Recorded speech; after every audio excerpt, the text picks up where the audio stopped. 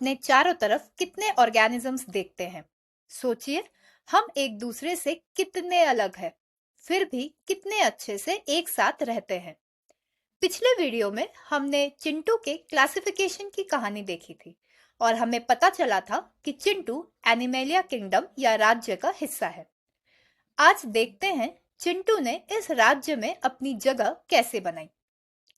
तो बहुत समय पहले जब धरती पर बहुत सारे जीव पैदा हो गए थे, जिसमें से एक चिंटू भी था, तो बाद में एक बुद्धिमान वैज्ञानिक जिनका नाम था विट्टेकर, उन्होंने सोचा इतने सारे जीवों को समझना बहुत मुश्किल है, क्यों ना इन्हें कुछ समूहों में बांट दिया जाए। जैसे स्कूल में एक ही क्लास को अलग अलग ग्रुप में बांटा जाता है।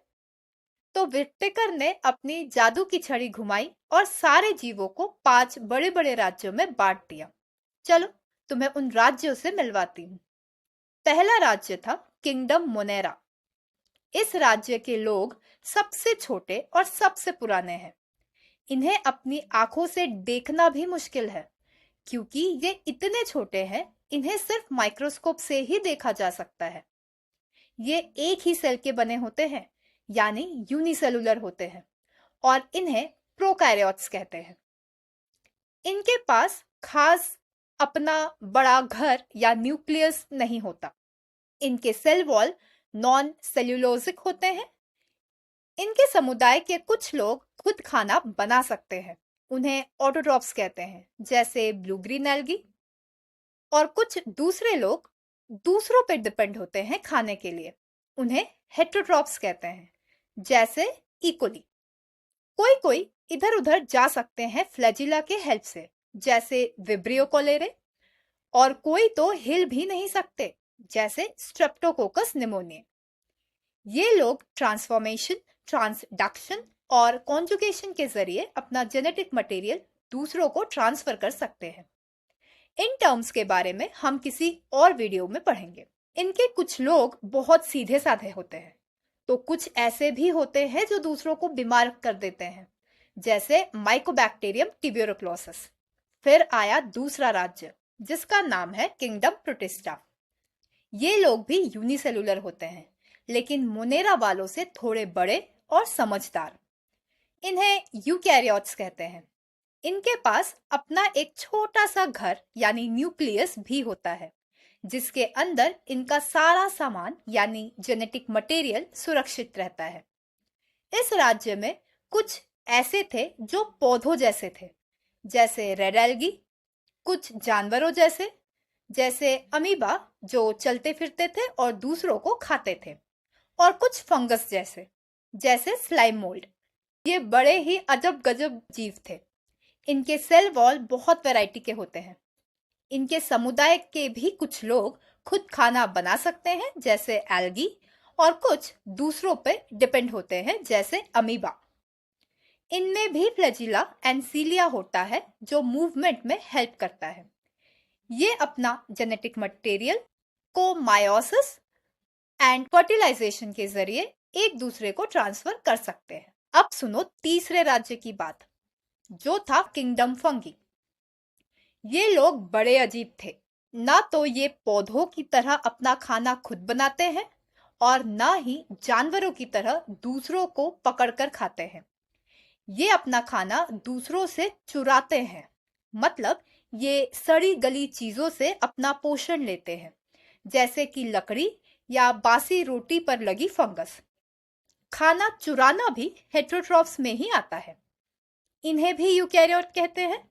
इनके पास भी न्यूक्लियस होता है। ये मल्टीसेलुलर भी हो सकते हैं, जैसे कि मशरूम, जो हमें कभी कभी बारिश में दिखता है। इनके सेल वॉल मेनली काइटिन और नॉन सेल्यूलोजिक कार्बोहाइड्रेट से बनता है। ये मूव नहीं कर सकते हैं। ये भी अपना जेनेटिक मटेरियल को मेयोसिस एंड फर्टिलाइजेशन के जरिए एक दूसरे को ट्रांसफर कर सकते हैं।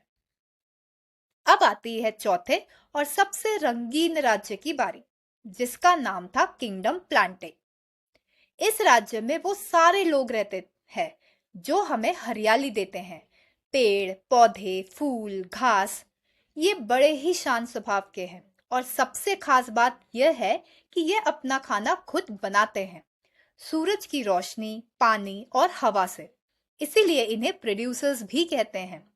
ये मल्टीसेल्यूलर होते हैं और ये भी यूकैरियोटिक ऑर्गेनिज्म हैं और अपनी जगह पे खड़े रहते हैं, चलते फिरते नहीं हैं। इनके सेल वॉल सेल्यूलोज और दूसरे कार्बोहाइड्रेट के बने होते हैं। ये भी अपने जेनेटिक मटेरियल को मियोसिस और फर्टिलाइजेशन के जरिए एक दूसरे को ट्रांसफर कर सकते हैं। इनके बिना तो हम इंसानों का जीवन भी संभव नहीं है, क्योंकि ये हमें ऑक्सीजन और भोजन देते हैं। और सबसे अंत में आया पांचवा और सबसे मजेदार राज्य, जिसका नाम है किंगडम एनिमेलिया। ये है चिंटू का राज्य। इस राज्य में वो सारे जीव रहते हैं जिन्हें हम जानते हैं, शेर, हाथी, चिड़िया, मछली और हाँ, हम इंसान भी। ये बड़े ही फुर्तीली होते हैं और एक जगह से दूसरी जगह जा सकते हैं। ये अपना खाना खुद नहीं बनाते हैं, यानी हेटेरोट्रॉफिक होते हैं, बल्कि पौधों या दूसरे जानवरों को खाकर अपना पोषण लेते हैं। ये भी मल्टीसेलुलर होते हैं और यूकैरियोट्स है। ये भी अपना जेनेटिक मटेरियल को मियोसिस और फर्टिलाइजेशन के जरिए एक दूसरे को ट्रांसफर कर सकते हैं। इस राज्य में इतनी विविधता है कि पूछो मत। छोटे से कीड़े से लेकर विशालकाय व्हेल तक सब इसी राज्य के सदस्य हैं। तो क्या देखा हमने? मोनेरा सबसे छोटे सिंगल सेल्यूलर, जिनके पास अपना न्यूक्लियस नहीं है, जैसे बैक्टीरिया। प्रोटिस्टा अकेले रहने वाले सिंगल सेल्यूलर, लेकिन इनके पास अपना न्यूक्लियस होता है, जैसे अमीबा। फंगी दूसरों से खाना चुराने वाले, सड़ी गली चीजों पर उगने वाले, जैसे मशरूम। प्लांटी हरे भरे अपना खाना खुद बनाने वाले, एक जगह खड़े रहने वाले, जैसे पेड़ पौधे। और आखिर में एनिमेलिया, चलते फिरते दूसरों से खाना लेने वाले, हम इंसान भी, जैसे जानवर। हमारा हीरो चिंटू भी इसी में आता है। तो कैसी लगी आपको आज की स्टोरी? अगर अच्छी लगी तो लाइक करो, सब्सक्राइब करो और शेयर करो, ताकि और भी ऐसे बायोलॉजिकल स्टोरीज आपको सुनने को मिले। आज की स्टोरी का मॉरल क्या है? मॉरल ये है कि हम सब अलग अलग राज्यों के हिस्से हैं, लेकिन फिर भी हम एक दूसरे के साथ मिलजुल कर रहते हैं। आपके दिमाग में अगर कोई स्पेशल स्टोरी है जो आपको सुननी है, तो वो भी आप कमेंट करके बता सकते हो। तब तक के लिए